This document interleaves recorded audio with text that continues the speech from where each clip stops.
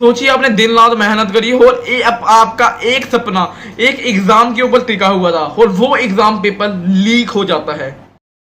NEET paper leak होता है और उसके बाद एक ऐसा प्रोसेस चालू हो जाता है जो अभी तक नहीं रुका और आज तक मुद्दे पे है। और पीएम मोदी ने खुद अपना ओपिनियन एक वीडियो बना के। फ्रेंड्स, मैं जानता हूं कि पेपर लीक ये कोई मामूली विषय नहीं है। लाखों विद्यार्थी और उनके अभिभावकों के लिए बहुत ही पीड़ादायक है और इसलिए पेपर लीक घटना से अब तक पिछले 2.5 महीनों में अनेक वीर कदम उठाए गए, गुनहगारों को पकड़ा गया है, वे जेल में पड़े हैं। हमारा सबसे महत्वपूर्ण जिम्मा था कि विद्यार्थियों का 1 वर्ष बर्बाद न हो। तत्काल परीक्षाएं लेना बहुत जरूरी था। सरकार ने अभी पूरी शक्ति का उपयोग करके कम से कम समय में 22 लाख जितने विद्यार्थियों के एग्जाम हो जाए इसका प्रबंध किया और अभी 5-6 दिन पहले 19 तारीख को रिजल्ट भी आ गया और देश भर में उत्तीर्ण हो गए विद्यार्थियों की खुशियों की खबरें भी आ रही हैं। लेकिन हम वहां पर संतोष मानने वाले लोगों में से नहीं है और इसलिए मैंने आज फास्ट ट्रैक कोर्ट के लिए विभागों को निर्देश दिए थे। आज विभागों ने लगातार मेहनत करके देर रात मुझे मुसद्दा भी दे दिया। फास्ट ट्रैक कोर्ट और कठोर सजा के प्रावधान के साथ का ये मुसद्दा कल कैबिनेट में चर्चा होगी।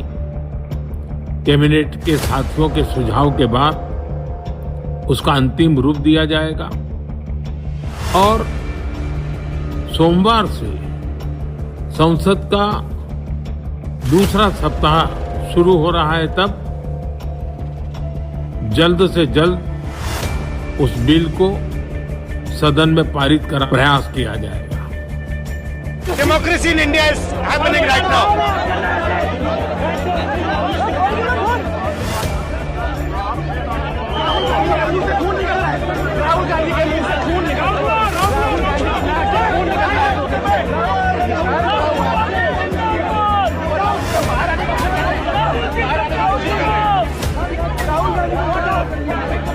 सोचिए आपने दिन रात मेहनत करी और आपका एक सपना एक एग्जाम के ऊपर टिका हुआ था और वो एग्जाम पेपर लीक हो जाता है।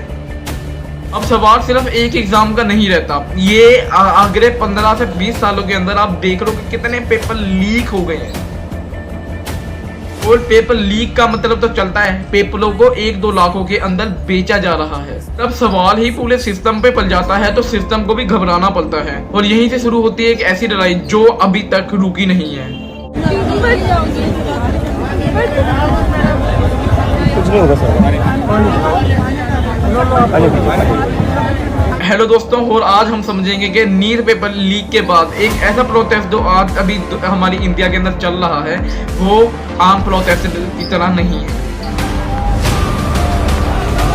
और बीजेपी आंदोलन क्या है और सोलंग वांगचुक कौन है।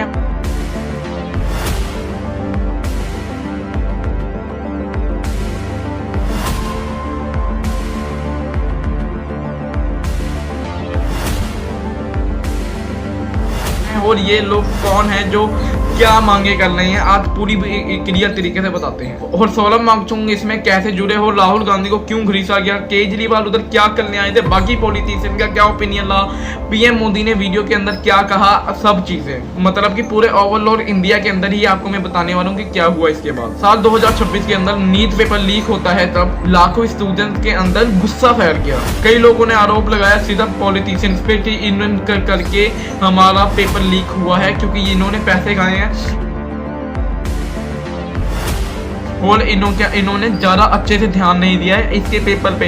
एक पेपर नहीं, ये पिछले सालों में कितने ही पेपर लीक हो गए हैं। शुरुआत में सोशल मीडिया के इन्फ्लुएंसर्स ने इसके ऊपर आवाज उठाई, फिर ये वीडियो थोड़ी सी कैजुअल से अलग होने लगी और ये थोड़ी सी लड़ाई के टून में आने लगी।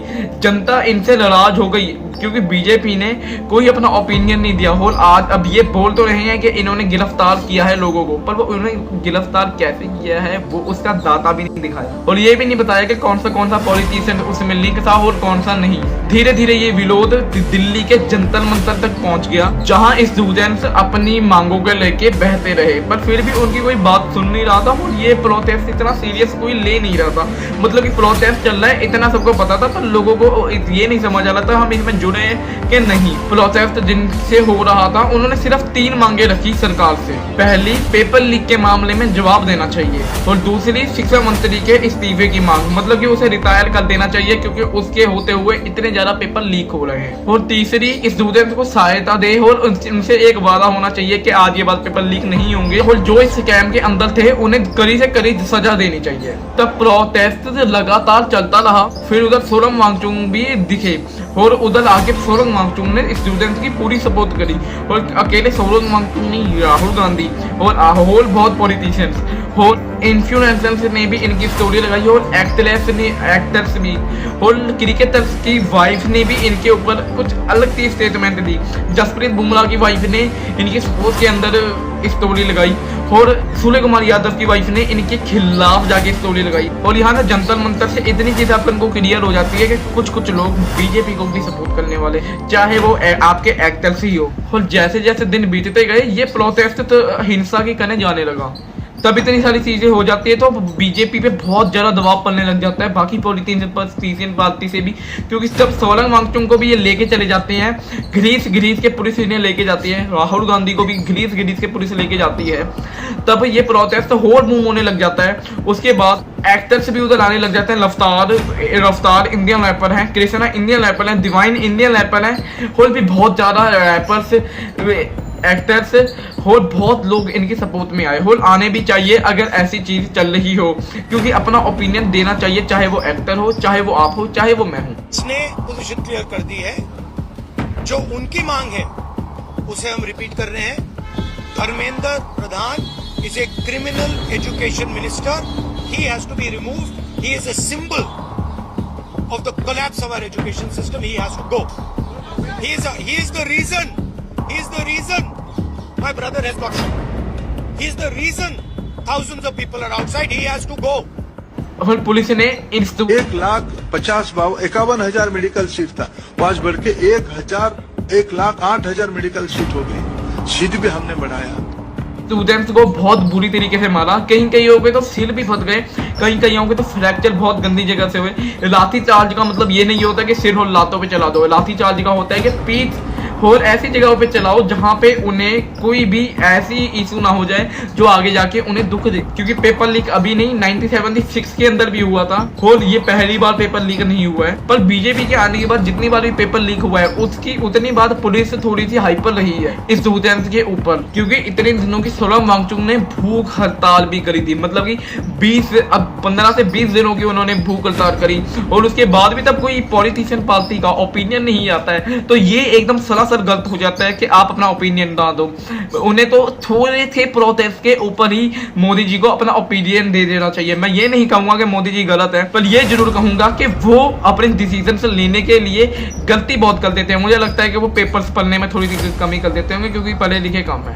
बीजेपी का कोई बड़ा ओपिनियन नहीं आया है इस पूरे मुद्दे के ऊपर। पीएम पीएम मोदी की पूरी वीडियो आती है जो ये आपके सामने है। तो ये कहानी सिर्फ एक पेपर लीक की नहीं है, इतना तो आपको पता लग ही गया होगा। लाखों लोगों के अमीर बनने की, किसी का सपना, किसी के माँ बाप का सपना और किसी के खिलाफ में डालने की उम्मीद, उन्हीं सब के करियर पे खतरा मंडराने लगा। अब मैं आपसे पूछना चाहूंगा, अगर आपने 1 से 2 साल कहीं किसी चीज पे मेहनत करी है और उसका रिजल्ट देखने से पहले ही वो चीज खराब कर दे कोई आके, तो आपको कैसा लगेगा? अब आने वाला समय बताएगा कि आखिरकार आगे होगा क्या। मैंने जितनी चीजें अभी तक हुई और अब आगे तक होगी वो मैंने आपको बता दिया। अगर ये वीडियो अच्छी लगी हो लाइक करके सब्सक्राइब कर देना। Thanks for watching.